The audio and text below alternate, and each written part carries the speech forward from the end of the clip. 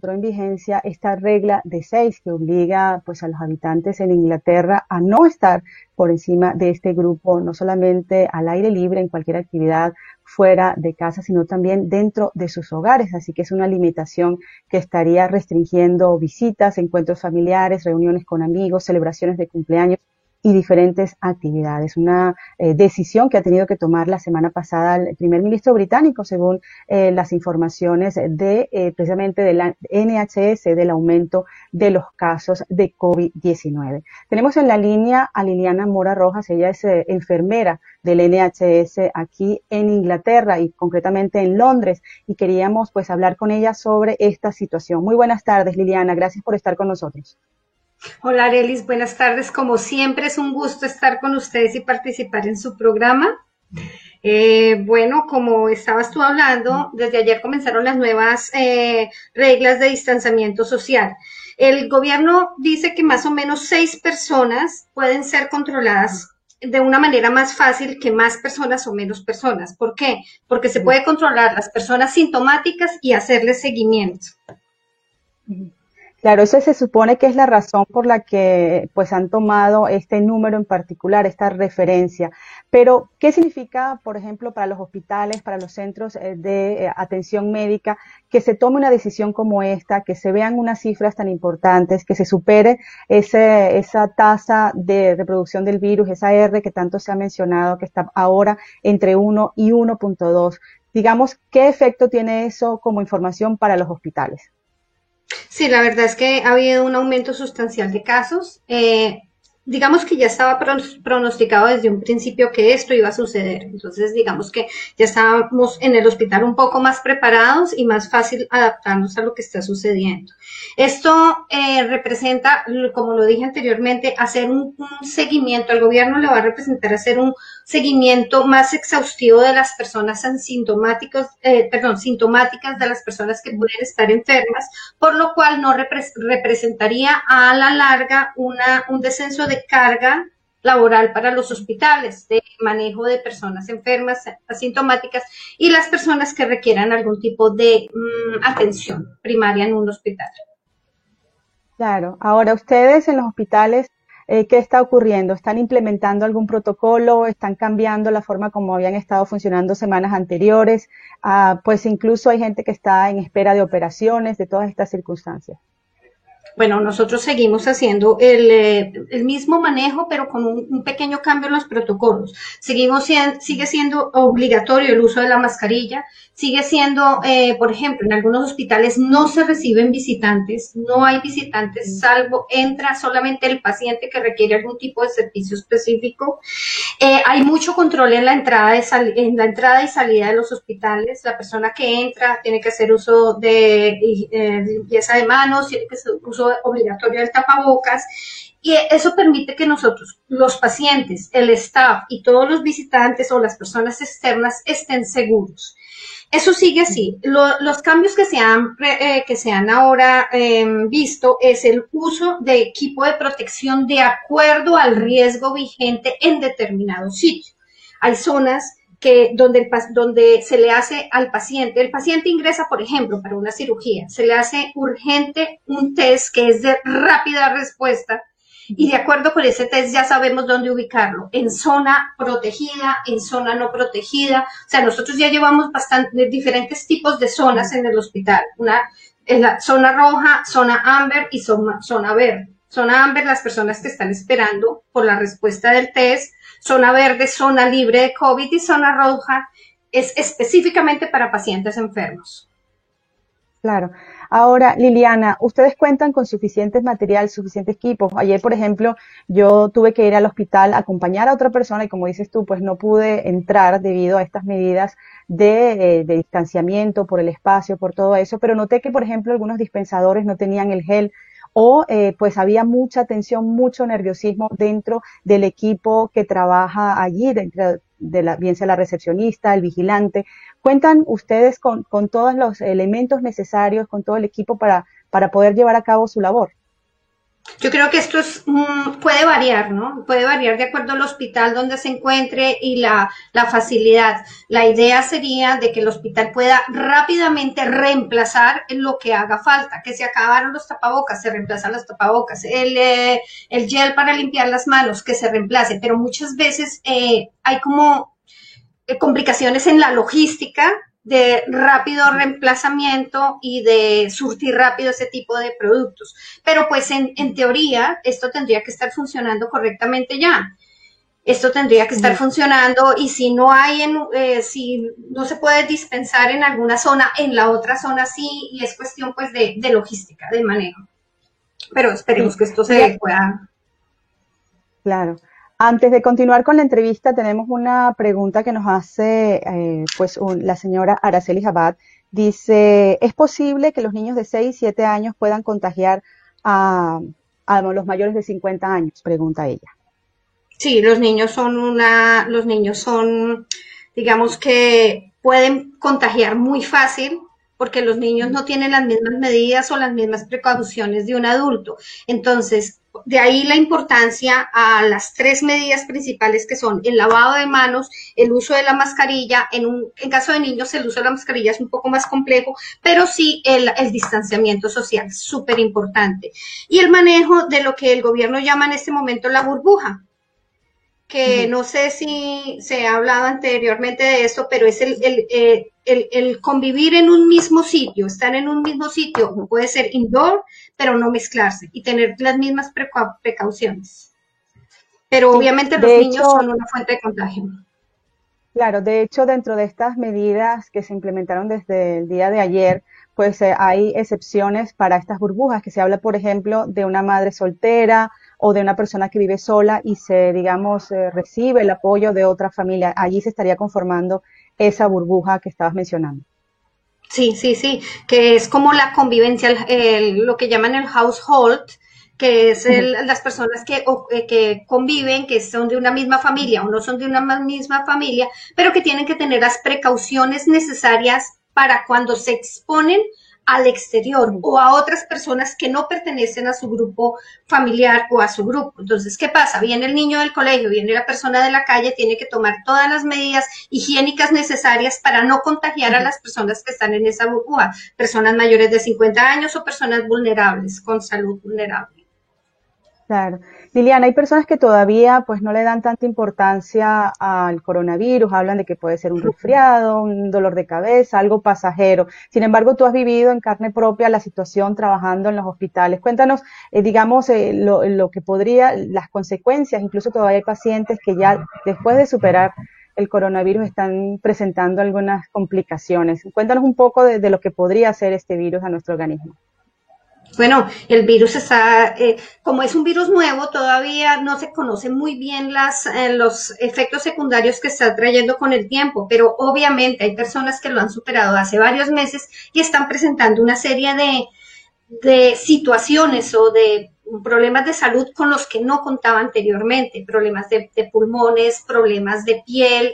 Se están presentando muchos casos también, por ejemplo, caída de cabello, dolores que no existían antes, pero bueno, se está estudiando, todos esos efectos secundarios de la enfermedad se están estudiando y pues se espera que en unos meses ya o se resuelvan solos o se haga un tratamiento específico para todo eso que se está presentando en la persona.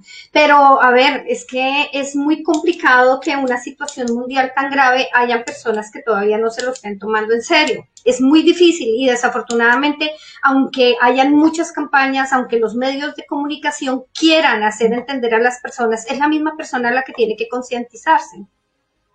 Claro. Es Liliana, complicado, es un tema muy complicado.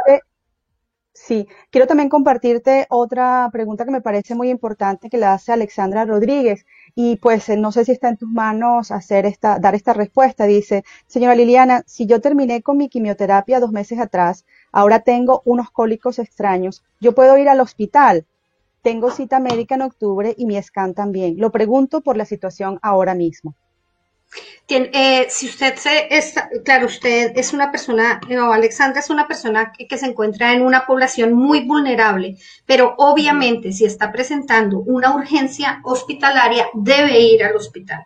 obviamente con todas las medidas necesarias, su tapabocas, su equipo de protección, su higiene, pero debe ir al hospital. Lo que yo le recomendaría es que se ponga en contacto con su médico lo más urgente posible y el médico le diga qué tiene que hacer. Pero sí, en caso de que no sea posible la comunicación, ir directamente a urgencias. En urgencias, pues los hospitales están preparados para atender personas en este momento y evitar contagiar a esas pacientes que llegan o contagiar a las personas que ya se encuentran adentro. Claro. Tenemos otros temas para conversar contigo, pero me gustaría muchísimo responder a estas inquietudes que nos han estado pues presentando aquí a través de nuestro chat.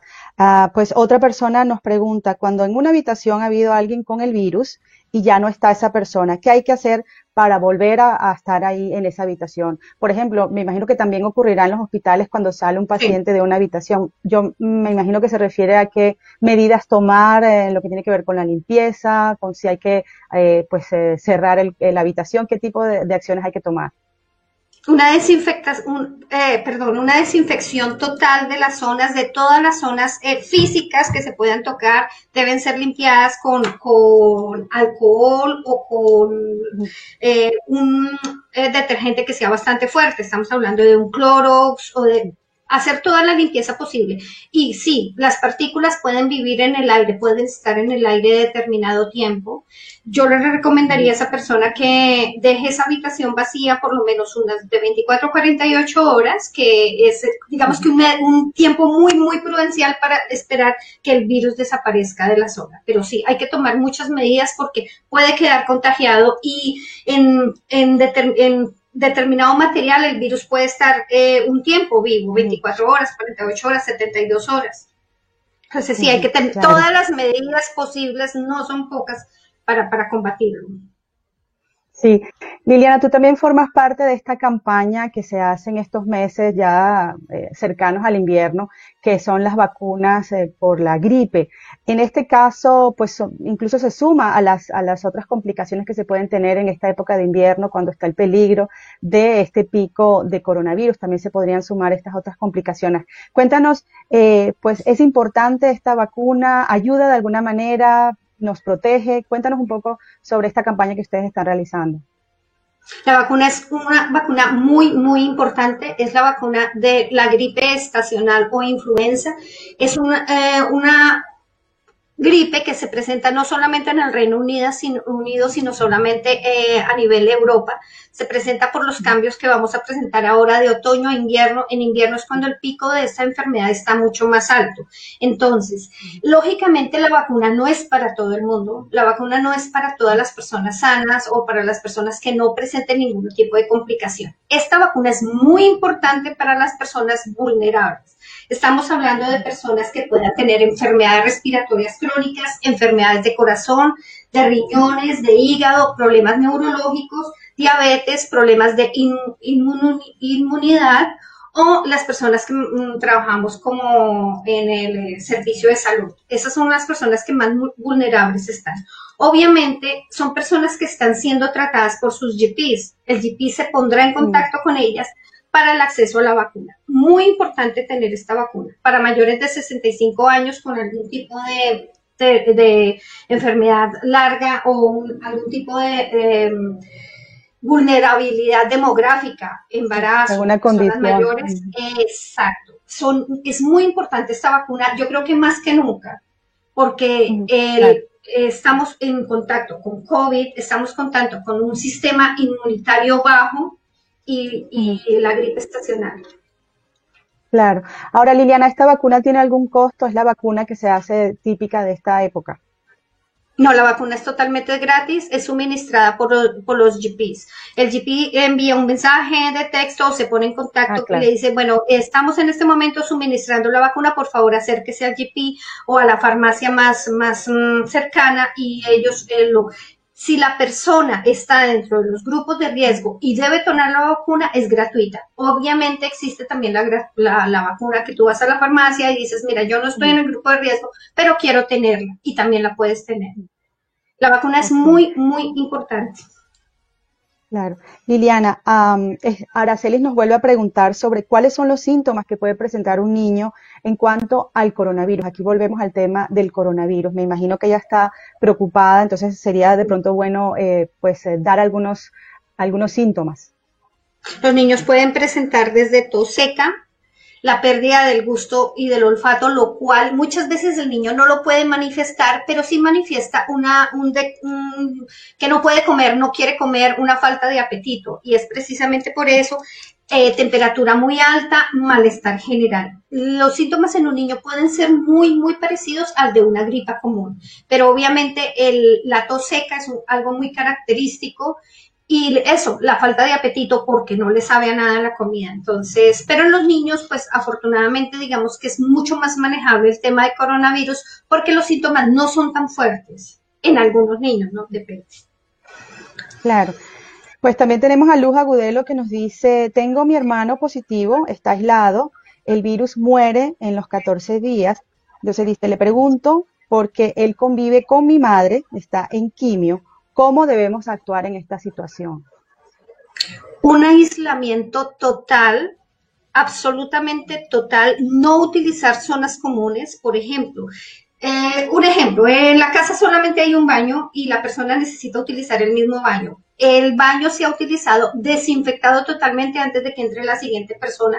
O sea, tiene que tomar medidas muy, muy, muy estrictas o en lo posible si la persona pudiera irse mientras esos 14 días, irse para otro lado, pues sería mucho mejor, porque es que una persona que esté tomando quimioterapia es muy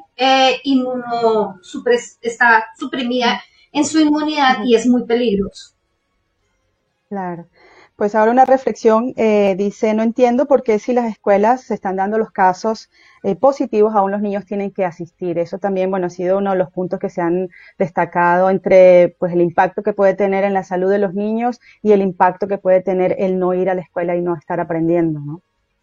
Es súper complicado el tema de los niños porque obviamente ellos necesitan ir al colegio. La idea que están haciendo en las escuelas es lo de manejar estrictamente lo de la burbuja, que todos los niños estén en un mismo sitio, que no cambien de clase, que no cambien de salón de clase, que no se mezclen entre ellos, que salgan a sus descansos a determinado momento sin que se mezclen. O sea, se está tomando unas medidas, pero lo que pasa es que nosotros como población o como humanidad tenemos que aprender a manejar esto y tenemos que aprender a vivir con esto porque esto no va a desaparecer. Entonces es cuestión de aprenderlo a manejar. El problema no es el coronavirus, el problema es que todas las personas se enfermen al mismo tiempo y colapsen el servicio de salud. Realmente eso es lo más complicado de esta enfermedad. Bueno, Liliana, queremos agradecerte tu tiempo en el día de hoy. Sabemos que hoy es tu día de descanso y pues has tenido que dedicarlo a conversar con nosotros. Muchísimas gracias por las recomendaciones, por aclarar las dudas y vamos a estar seguramente más adelante en contacto contigo por alguna asesoría. De verdad, muchísimas gracias y cuídate mucho. Muchas gracias, Elis. Es un gusto estar con ustedes. Un abrazo para todos.